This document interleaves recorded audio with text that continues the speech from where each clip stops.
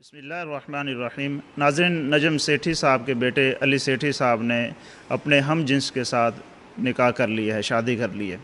नजम सेठी पाकिस्तान के senior journalist हैं और पाकिस्तान क्रिकेट बोर्ड के चेयरमैन भी रहे हैं। इनके बेटे अली सेठी, जो कि फ़िल्म इंडस्ट्री के अंदर एक नाम रखते हैं, उन्होंने अपने हम जिन्स के साथ शादी कर ली है। ये हम जिन्स के साथ जो शादी वाला मामला है, सेम सेक्स का जो इशू है, ये कोई अचानक से वाक़या नहीं हो गया। इसके पीछे काफ़ी सारा माहौल क्रिएट किया गया, माशरे को इस डायरेक्शन पे लगाया गया, माशरे की ठीक तरह से तरबियत नहीं की गई, बुराई और बेहयाई के मौक़े माशरे के अंदर हुकूमती सतह पर बढ़ाए गए।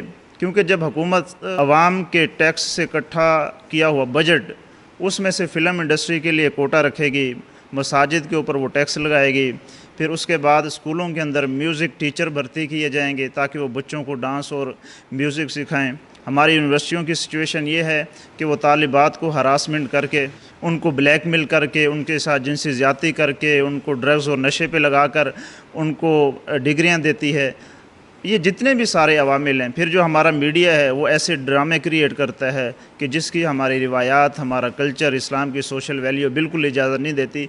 तो ये जितना भी हमने एक माशरे के अंदर माहौल क्रिएट कर दिया है बुराई और बेहयाई का, तो लाजमन इसका नतीजा ये निकलना था कि लोगों को जो इस्लाम की असल सोशल वैल्यूज़ हैं उनका बिल्कुल पता नहीं होगा और वो फिर इस तरह के काम सर अंजाम देंगे।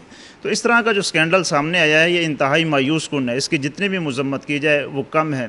देखिए, दुनिया के अंदर जो कौमें आबाद रहती हैं वो सिर्फ़ टेक्नोलॉजी की बेस पर आबाद नहीं रहती, बल्कि वो मोलैरिटी की बेस पर कायम रहती हैं।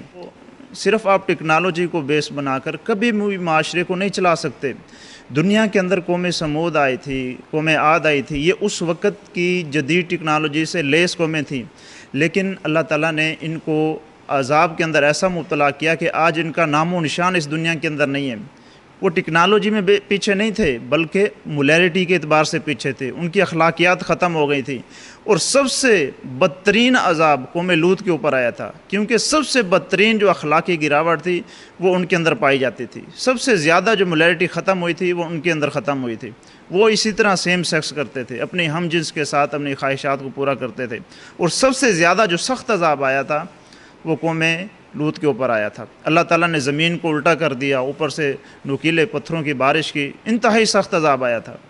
तो इस वक्त हमारे लिए जो सबसे ज़्यादा जिस चीज़ को तरजीह देना ज़रूरी है वो मोलैरिटी है, वो अखलाकियात हैं। ऐसे अखलाकियात के जिनकी बेस इस्लाम हो, किताब और सुन्नत हो। हम कुरान और हदीस पढ़ें, सहाबा के वाक़यात पढ़ें और इस नहज पर अपनी कौम को तैयार करें, ताकि जो इस तरह के स्कैंडल आते हैं ये तो नताइज हैं। पीछे इसके जो एक माहौल क्रिएट किया गया है, एक फ़िज़ा हमवार की गई है, रास्ते हमवार किए गए हैं, बुराई और बेहयाई को माशरे के अंदर फ़रोग़ दिया गया है, उसका लाज़मन नतीजा ये निकलना था।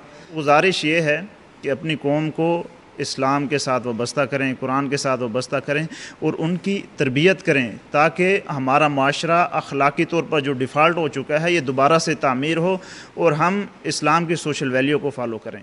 वस्सलाम।